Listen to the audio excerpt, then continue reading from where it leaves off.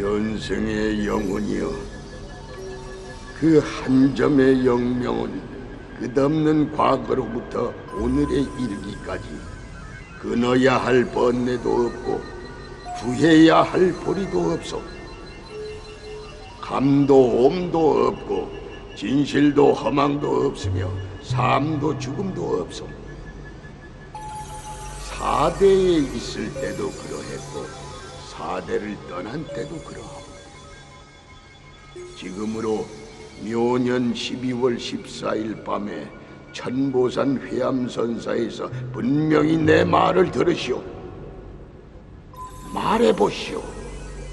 법을 듣는 그것은 번뇌에 속한 것인가, 보리에 속한 것인가, 옴에 속한 것인가, 감에 속한 것인가, 진실에 속한 것인가, 허망에 속한 것인가, 삶에 속한 것인가, 죽음에 속한 것인가. 전혀 어떻다 할 수 없다면 그것은 무엇이며 또 어디로 가서 안신 임명하는가? 알겠는가? 만일 모르겠으면 다시 최후의 일구를 들으시오. 당당한 영혼의 간 곳을 알려 하는가? 한 바퀴 외로운 달이 중천에 있어.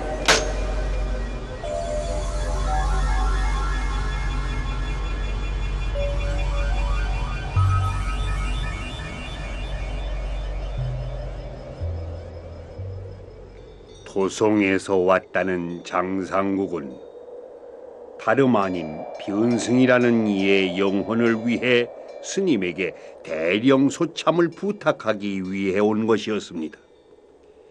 그리하여 스님은 영혼을 위해 앞서와 같은 설법을 한 것이지요. 장상국은 대령 소참이 끝나자 깊이 사의를 표한 뒤에 굳이 청하는 것이었지요. 외람된 말씀입니다마는 이왕 이렇게 스님을 찾아뵀으니 한 말씀 듣고 싶습니다. 소생에게 좋은 법어를 내려주실 수 없겠습니까? 한 말씀만 내려주시면 두고두고 좌우명으로 삼겠습니다. 우선 차 한잔 하시지요. 고맙습니다.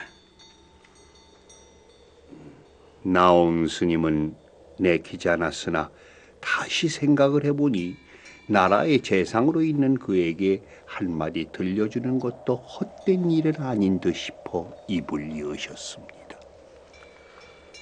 갑인 즉 사양처요, 국난 즉 사양상이라는 말이 있지 않습니까? 집이 가난하면 어진 아내를 생각하게 되고, 나라가 어지러우면 어진 재상을 생각한다는 뜻이 아니겠습니까? 지금 이 나라는 난국에 처해 있습니다. 이런 때 가장 그리운 것이 무엇이겠습니까? 진실로 나라 일을 근심하고 사없이 나라 일을 처결해 나갈 수 있는 유능한 재상이 요구되는 때라고 생각합니다. 상국께서는 부디 이 난국을 당하여 어진 재상이 되셔서 진충보국하시기를 비럼하지 않습니다. 고맙습니다.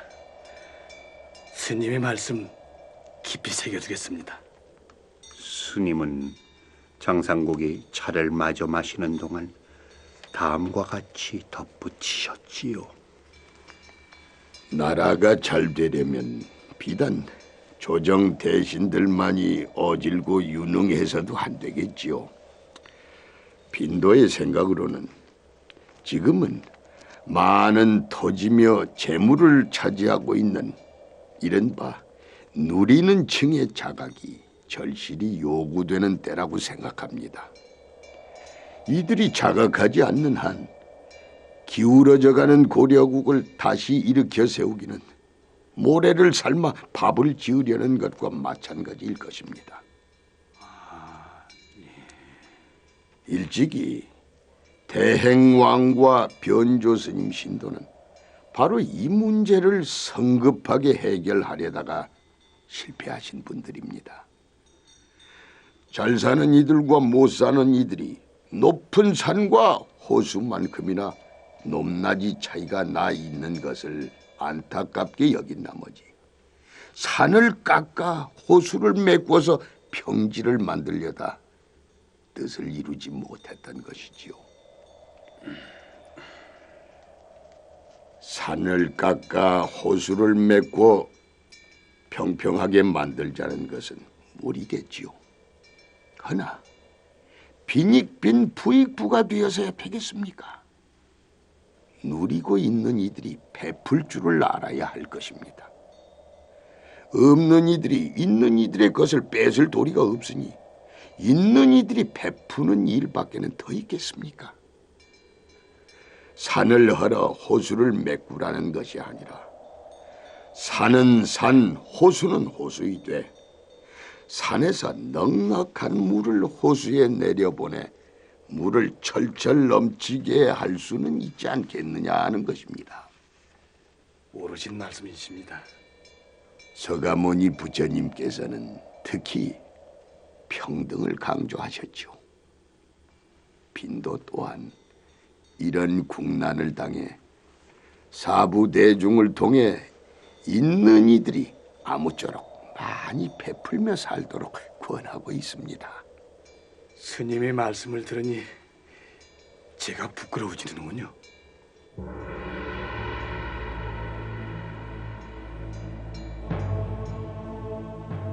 장상국의 청으로 대령 소참을 마치니 우왕 원년도 저물어가고 있었습니다. 그리하여 이윽고 병진년 우왕 2년의 해가 떠오르니 바로 이해 병진년은 나옹 스님으로서는 생애 최후의 해이기도 했지요. 그러한 사실을 예감하셨던지 어느 날 스님은 조용히 명신을 불러 앞에 앉히시는 것이었습니다.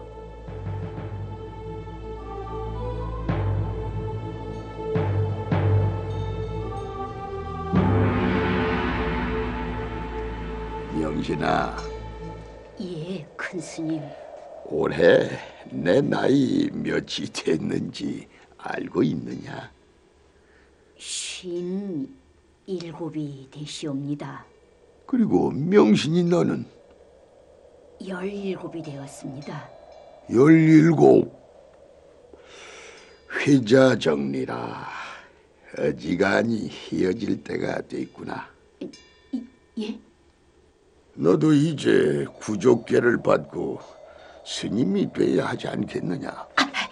아닙니다, 큰 스님. 20이 되려면 아직 3년이나, 아니 4년이 남았습니다. 큰 스님의 곁을 떠나고 싶지 않습니다, 스님.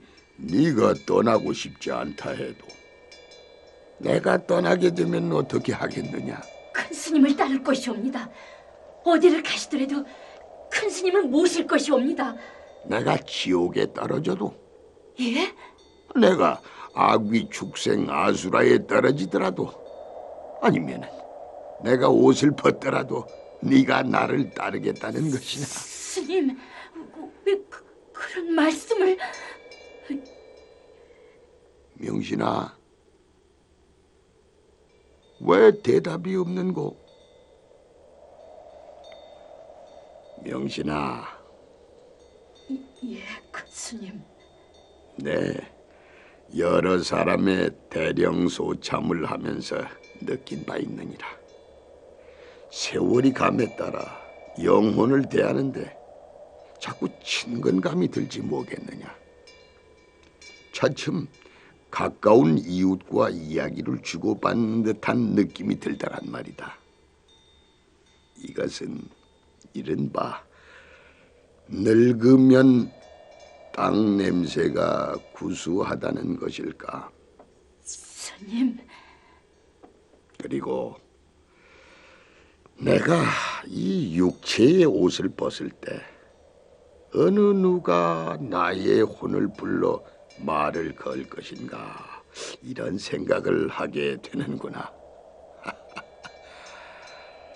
명신이 네가 좀 더 일찍 가서 나와 대령해서 이야기를 나누었으면 좋았으련만.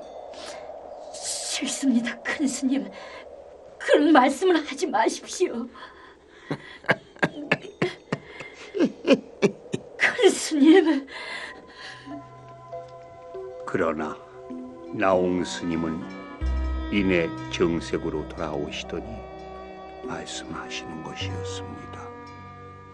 하나 자세히 듣거라.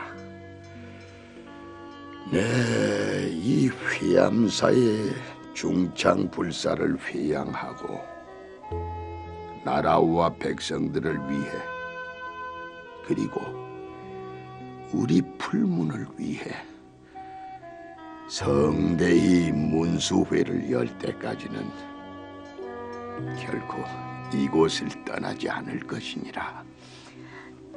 큰 스님.